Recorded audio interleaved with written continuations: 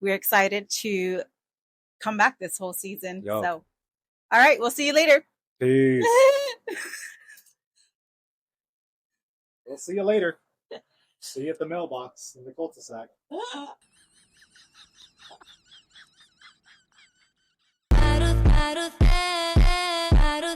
La vida es un carrusel.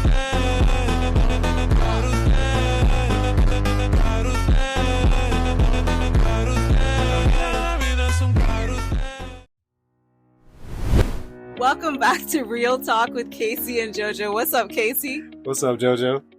We're back. We've changed a little bit. And we've changed. We've changed just a little bit. How long's it been? Like 18 months?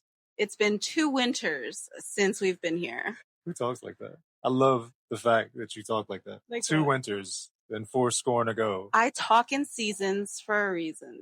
Yeah, you do. Every relationship has tunnels. Will you turn back or walk through together? Bro, it's like extremely muddy over here. Yeah, you can probably tell.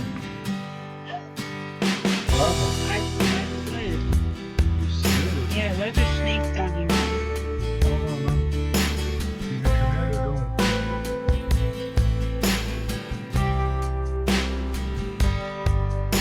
I'm Joanna Crowder. I am a metaphysical doctor, life coach, and author of Our Life in Seasons, hence why I love talking in seasons.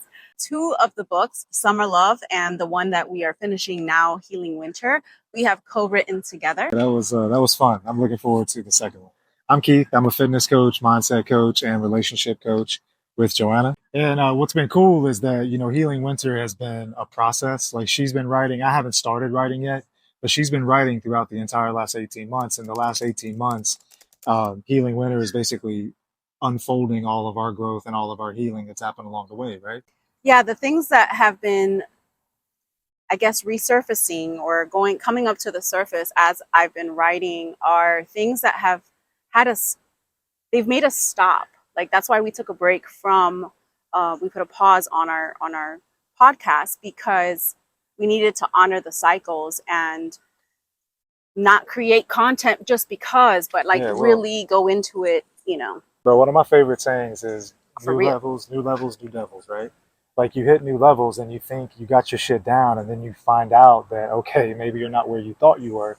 And that's basically what happened. And it's been it's been relationship changing, and it's been life changing the last 18 months, and some of the work that we put in. And we're excited to share it with you. Our son moved out recently. How long ago was that?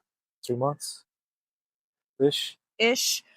He also had a baby, so now we are grandparents, and that's been difficult, trying to just understand the roles and the label that comes with, right? Well, and it's funny, right? Because getting old, like, I don't feel old. Right. I don't feel old at all. But shit makes me feel old. And the stuff that makes me feel old is like when we were kids and you saw grandparents. How were grandparents depicted?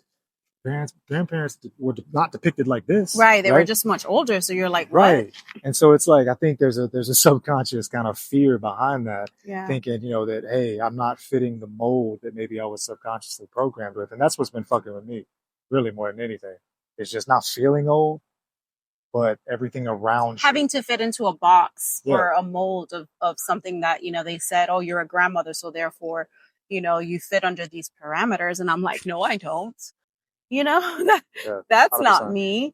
So it's kind of rebuilding ourselves, and that's given us some space to connect and to start creating from a new structure and from a new way of being. I mean, look at the journey you've been through, your whole transformation journey. While I've been writing, you've been changing.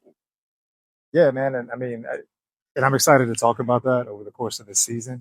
But yeah, I mean, for me, the catalyst was just taking responsibility for your world, taking responsibility for your reality, not being a victim to your circumstances, to everything that's going on in your life, and just taking responsibility for it. And I feel like for me, once I did that, everything else kind of unfolded and fell into place, right? Right. We listen to country music now. Tell them more, baby. Why we listen to country music? Yeah. How did that happen? So, like, I can't, like, my job is super stressful. And so when I come home, I bring that shit home with me. I'm irritated and pissed off. So I started listening to country music, and then I realized every country song was about her. So it got me in the mood of being in happy to see her mode, letting it go. Like literally, like tearing up and shit on the way home to just dope ass country music from a lyrical perspective. Being And now, grateful. yeah, it just puts me in a different vibration. So now that's my routine is I listen to country music on the way home. And then he comes home and goes, listen to this, close your eyes. And then I listen to it. And then now I hear it all the time, and now we listen to it. But no, I mean, if it, I'm not saying all country music, but like some of that shit hits hard, right? Like from a truth perspective. When you've gone through all the stages and you're hitting all those milestones and getting old, I should say. Older, mature. This is hard. For those that don't know, we've been together almost 30 years, and throughout that entire, I'm going to say That's crazy, bro. 3 decades? lifetime. Yes. I'm going to say lifetime because it feels like that. We've battled But each it doesn't. other. It doesn't. We battled each other with the ego. It was always a win-win, a hear me out and I'm right and let's repeat the story over again. And, just basically what happens in relationships. We had some good battles. Sometimes I miss it, but I don't. You know what I'm saying? I don't miss it. I don't miss it. You're just saying I don't that. miss it. There's a time and a place, right? But I feel like ever since we understood the whole masculine and feminine aspect of ourselves, we always said, okay, we need to find balance between our relationship. We're so far off. And it was in finding balance within ourselves, within our own polarities, the masculine and feminine. And for those that have noticed, everything is pink and blue because it's the whole masculine and feminine. And so we have made a big difference in our relationship because of I guess embracing our roles. I mean, it's funny because my son handed me a book and he goes, "You need to read this." I said, "Okay, cool." And it was about masculinity, not necessarily in the metaphysical way that we're discussing, but more just in kind of a masculine traditional way. But anyway, it kind of opened up the door for me, right? There's something to this. So, my journey and learning more about masculinity started basically the day I stopped playing video games. Right? Ooh, we have a whole episode coming up about that. Can't wait. And we, that opened up the door, freed up space for me to sort of pay attention to something else, which was you, right? So I remember, like, we got up one morning, it was a weekend, and normally I'll play video games, right, while she's doing her makeup, which can sometimes be, 3 full games, if we're being honest. And I would do that. That's what I would do while I would wait for her. Well, she felt disconnected and she voiced this to me a couple of times. And I'm like, what I'm going to do? Just sit there for 2 hours and watch you? So I went to sit down on the couch and I'm like, motherfucker, you can't play video games. So what you going to do? And I went there and I sat and I watched and I watched and I noticed that she noticed. And I noticed that when she noticed, she started melting.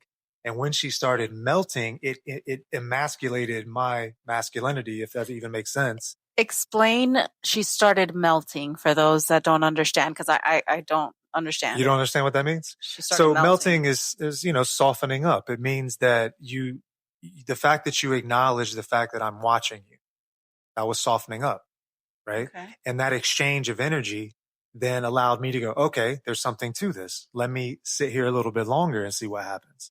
And then conversations happen, right? And then, the aspect that you tend to, I guess, lose connection with, as life happens, as schedules happen, and as, we do our day-to-day shit. Even that time spent of like me doing my makeup and you playing video games, I would take that long because you were playing video games. The fact that you were sitting there with me, allowed me to hurry up, because now I'm like, oh, okay, he's waiting, instead of he doesn't care how long I'm going to be because he's playing video games. Right. Yeah. Yeah. It's the whole, what came first, the chicken or the egg, right? For sure. And, like in that experience and you softening up and feeling what that feels like, because, when we talk about masculinity, just a little preview, we men, masculine represents the sun. It's a constant force, right? That constant force doesn't need to be supported. It doesn't need to be, lifted up. It just is. And that masculine energy is what I felt. It's like I felt that sun-like energy. And when she felt it, she then moved more into her feminine, and I noticed that. And that shit, I'd never experienced that And it before. happened so like subconsciously. It wasn't something that I consciously did. And I feel like that when we get into the episode of the masculine and feminine, we'll go deeper into that, because I feel like that's something that is very misconstrued and that people don't really understand. And you know, Masculinity and the femininity? whole thing, Yeah, as far as like toxicity and shit? no, I feel like, for example, let's just say that you would have told me way back when that when he becomes more masculine and in his masculine role, I'm going to naturally, what's the word that I don't like? I'm going to be more submissive, right? Ooh, And submissive. so Yeah, you don't like that back word. then I would have been like, submissive. I'm not going to be submissive, but that's my masculine. That's my ego. That's my, I'm used to having to be the masculine energy. That was responding. Now that I have this like net of safety and I have this feeling of, okay, I can soften up because I know that I feel safe and trust him and that he's in his masculine role. Well, then now I'm able to be submissive in a good way. Like now I could see it totally different. So I think when we talk about that in that episode, we'll get really into the nitty gritty of it. Why do I keep saying nitty gritty this episode? Nitty gritty. I like it, nitty gritty. It's got a flavor. Itty-bitty. Nitty gritty. You said surrender, and you talked about being submissive. Like, yeah, man, like that's something that like you never ever, like, even in dancing, like it's so hard for you to let the guy lead, right? Like if he fucks up one time, you're like, oh, I got this, right? To some degree. Like he has to lead me. Yeah, And if like he has to be strong. He has to be strong and not let you take over. right. Right. And if he doesn't, then I'm like, man, he doesn't have this, and then I'll take over and I lead. But yes, that's I would say that that's exactly, I think, what I've experienced in our relationship. Yeah. Right.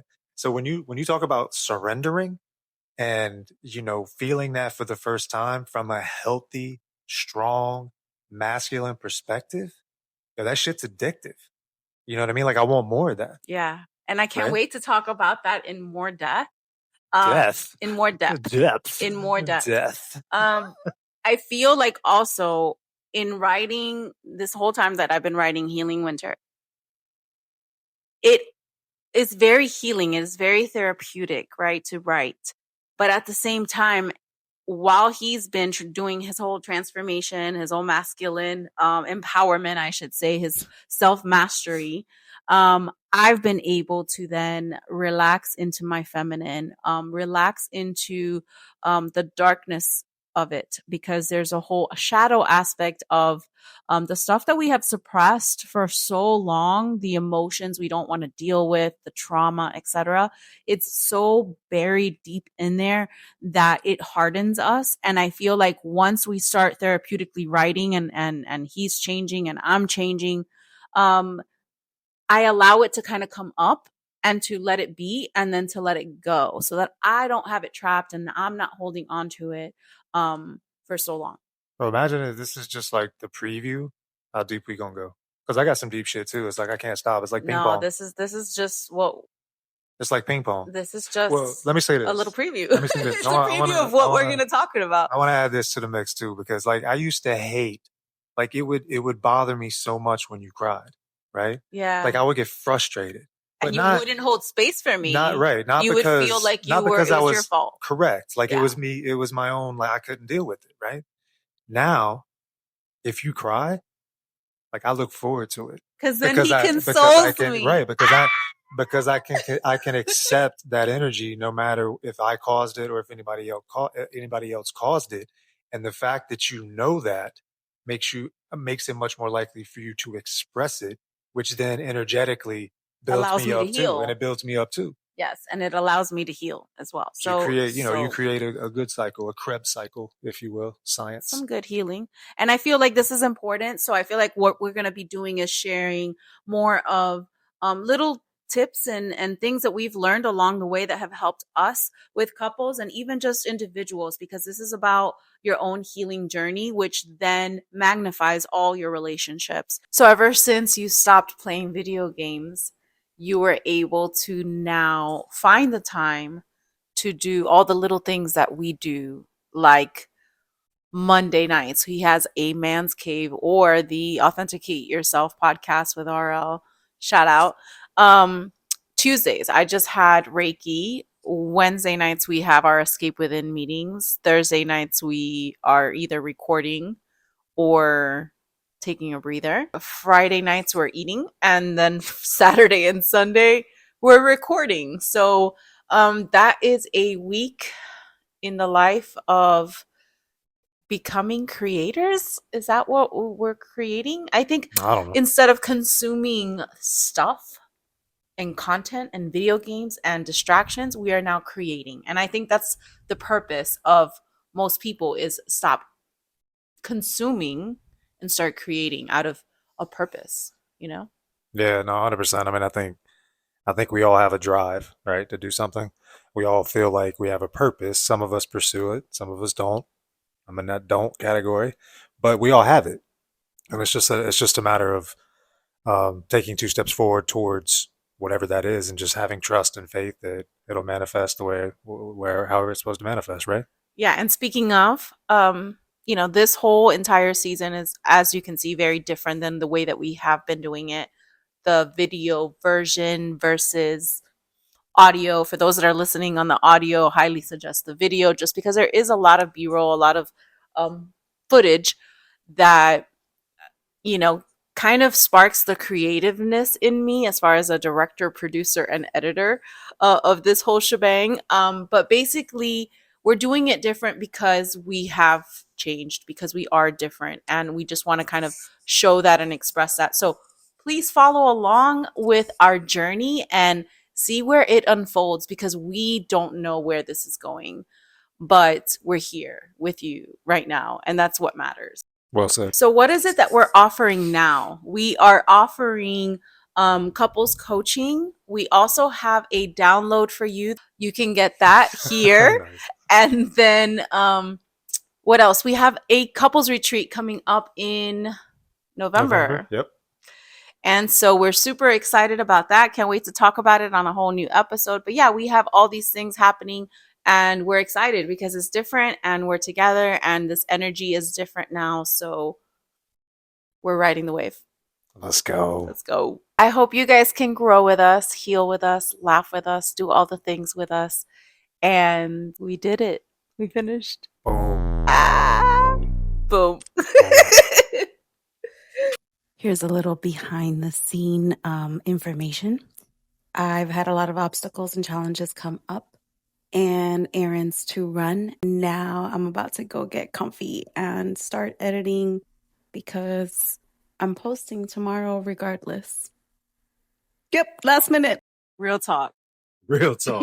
Real love. Real love. Real growth. Real growth. For real. For real.